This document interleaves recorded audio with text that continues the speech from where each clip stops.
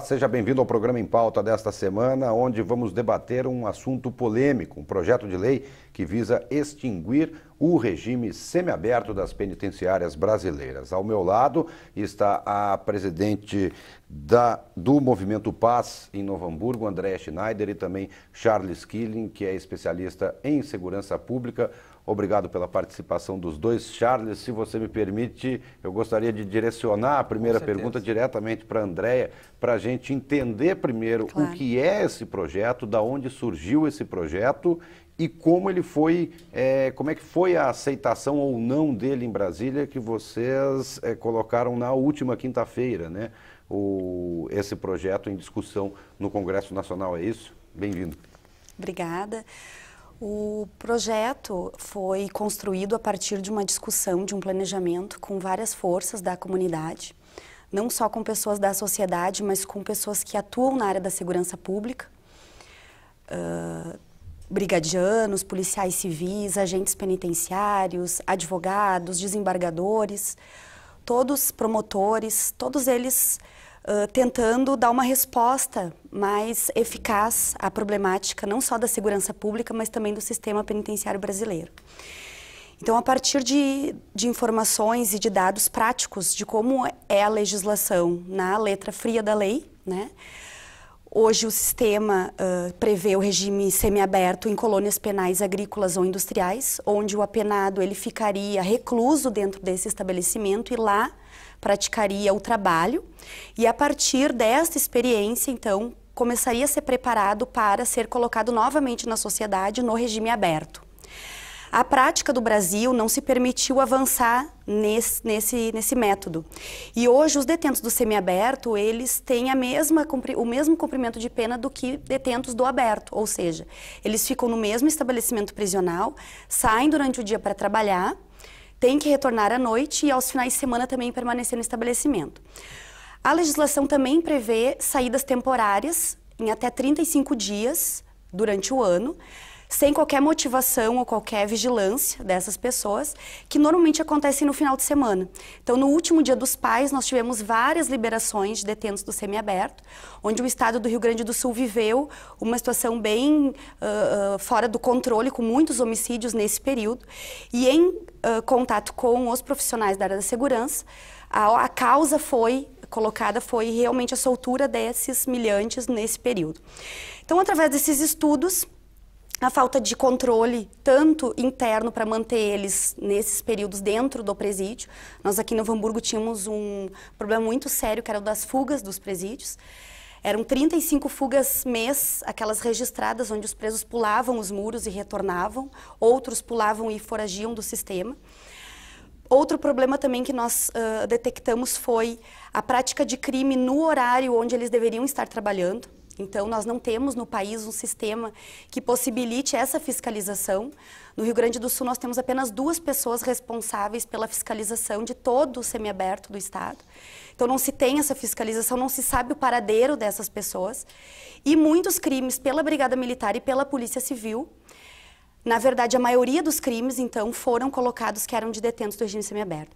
Então, a partir dessa realidade, nós discutimos e criamos uma alternativa que buscasse garantir a segurança da comunidade que está de fora dos presídios e, ao mesmo tempo, gerar uma melhoria na parte do cumprimento de pena. Então, esse projeto ele foi realizado a várias mãos, foi apresentado à bancada gaúcha, em Brasília, no mês de junho, e na quinta-feira passada, então, essa ideia, essa iniciativa se transformou num projeto de lei, hoje sobre o número 3174/2015, que já começa em tramitação na Câmara dos Deputados. Então, o que prevê esse projeto, né? Hoje a legislação, ela prevê que, após o cumprimento de 1/6 no regime anterior e com o atestado de bom comportamento, o apenado ele já pode ir para o próximo regime. Então, fechado, semiaberto, semiaberto, aberto. Neste projeto, ele fica um pouquinho mais no regime fechado. Ele ficaria 2/3 para crimes comuns e 4/5 para crimes hediondos ou reincidentes em crimes dolosos, com a previsão de trabalho interno dentro das penitenciárias e com uma avaliação interdisciplinar mais continuada. A nossa legislação também tirou a obrigação do exame criminológico, tanto para a progressão do regime quanto para o livramento condicional. E isso é extremamente importante, que a gente tenha profissionais que possam avaliar esse apenado dentro do estabelecimento, para ver se realmente ele está preparado, se ele está pensando em alguma outra perspectiva, se ele está preparado com uma nova postura para sair para a sociedade novamente. E após esse período, então, ele passaria para o regime aberto, onde ele faria a prisão domiciliar com uso de tornozeleira, tirando ele desse estabelecimento prisional, sem perder o controle, mas fazendo com que também ele não fique refém de um sistema, porque hoje o sistema semiaberto, ele também é servido de um braço das facções criminosas. Muitos apenados do semiaberto precisam pagar suas contas do regime fechado ou atender pedidos das facções criminosas que estão no regime fechado, acabam se utilizando desses apenados que têm que voltar para o presídio. Então, eles acabam tendo que fazer aquele pedido para poder voltar para o presídio e se manter em vida, tanto ele como seus familiares. Então, é um sistema que ele não é positivo nem para a sociedade e nem para os próprios apenados. Aqui na região, nós tivemos vários casos de apenados do semiaberto que foram mortos na frente dos presídios. São Leopoldo, nós temos muito essa prática, para demonstrar realmente o empoderamento das facções sobre os detentos do regime semiaberto. Então, essa é um dos requisitos que prevê esse projeto, que se tornou um projeto de lei. Certo. Charles, explicada a ideia do projeto, você como especialista de segurança pública, o que você tem a dizer? Você é contra ou você é a favor a esse projeto ser colocado em pauta, ser colocado em votação? Digamos que nem tanto ao céu, nem tanto à terra. Mas o que a gente sempre percebe assim é que às vezes as coisas elas vão acontecendo, tá? E eu quero aqui falar com toda a elegância possível, né, evitando qualquer tipo de constrangimento, tanto entre nós como quem está nos assistindo. Mas nós temos uma carência de ciência para poder entender como as coisas acontecem. E geralmente os efeitos que acontecem na sociedade a gente acaba acreditando que são causas, tá? Para se entender essa questão, o pessoal pega um efeito e acha que fazendo qualquer situação contra este efeito estará solucionando o problema, mas esquece de identificar quais são as causas que deram origem àquele efeito, àquele resultado. Quando a gente olha para o sistema brasileiro, né, o sistema penal brasileiro, ele é muito parecido, o prisional brasileiro ele é muito semelhante ao que nós temos no exterior. Então nós temos o sistema fechado, onde o indivíduo fica recluso numa cela. O sistema semiaberto, que ele apenas pode perambular um pouquinho mais por dentro dos muros da prisão e ele pode participar de alguma atividade empreendedora, vamos dizer assim, né, que vise a empregabilidade dele no futuro, mas ele não pode sair dos muros da prisão. Ele continua lá dentro, é como se fosse um albergue fechado. E o sistema aberto é quando ele pode, em certa medida, sair para trabalhar ou estudar, mas ele volta para dormir na prisão. Tá? Na verdade, o nosso sistema prisional no Brasil, ele tem diversas causas que conflitam para, de fato, acontecer essa situação. O nosso sistema fechado está superlotado. Nós precisamos construir mais presídios. Tá? Se houver uma situação de acabar com o sistema do semiaberto, nós também teremos problema, né, em alocar as pessoas. Não começa a haver uma superlotação em algum lugar. A questão dos adolescentes que já começam agora a pagar uma pena, né, tem que se achar lugar para colocar essas pessoas. Então a gente acaba girando em torno de uma situação que a gente não vai atender a causa. Identificar quais são as causas. O que está acontecendo no nosso sistema que indivíduos qualquer que poderia ter fugido do aberto, poderia ter fugido do semiaberto, como podia ter fugido do fechado. E no Brasil, o fechado mesmo só funciona quando o preso está na solitária. Tá? Fora isso, a quantidade de pessoas numa cela que caberiam 6 pessoas, tá? Nós temos 20. Então, é desumano, de fato, essa situação toda. Você não consegue, em certa medida, ressocializar ninguém nesse sistema. Bem pelo contrário. Aquilo ali se torna uma universidade, onde você vai ter especialização, mestrado, doutorado e pós-doutorado em criminalidade. E não só na questão do crime, porque ele vai ter também especialização, mestrado, doutorado e pós-doutorado na área do direito. Então ele vai saber muito bem o que utilizar e como utilizar a seu benefício, caso o Estado como um todo acabe agredindo a sua personalidade. Essa que é uma questão interessante. Então, no momento em que a gente começa a mexer nessas questões, opa, peraí, eu tenho um direito adquirido. Tá? Quer dizer, existe uma lei pétrea no país que não permite essa situação.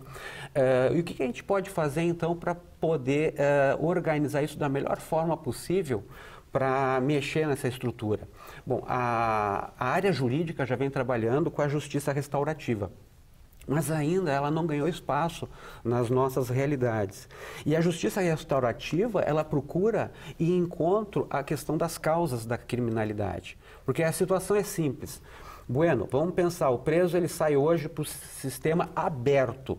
Né? Bom, ele vai trabalhar ou vai estudar. O problema é que ele volta para a mesma região, para o mesmo local que deu origem a ele. E não existe nenhuma ação da sociedade, do Estado, naquelas regiões. Se acredita que pegando o preso e dentro da prisão, da penitenciária, bom, agora nós vamos te reeducar para a sociedade. Espera aí, ele não sofreu nenhum processo de educação para a sociedade ainda.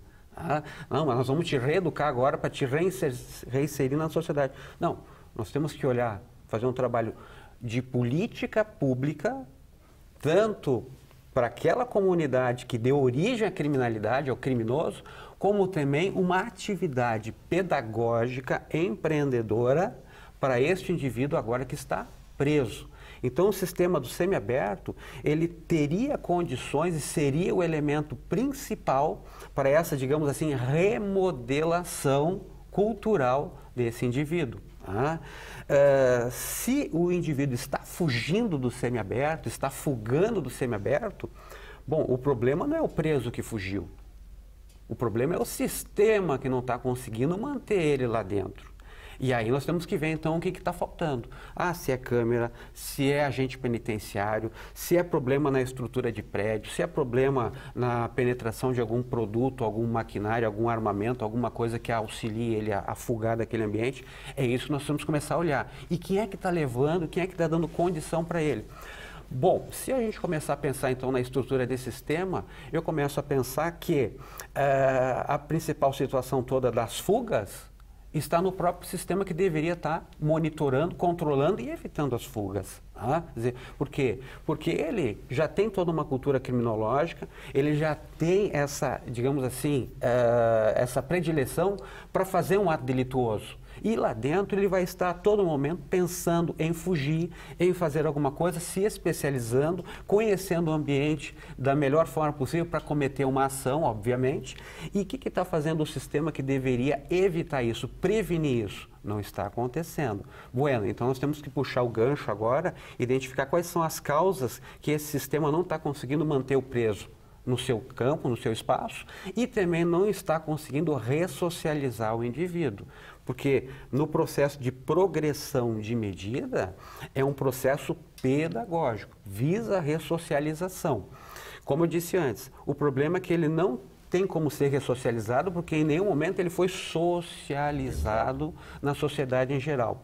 E aí eu sempre lembro do Roberto da Mata, um antropólogo, que ele fala que a gente vive num país basicamente de cultura aristocrática. Eles lá, nós aqui. Carnaval lá, bom, acabou o carnaval, agora a gente volta para a nossa cultura, né, aristocrática.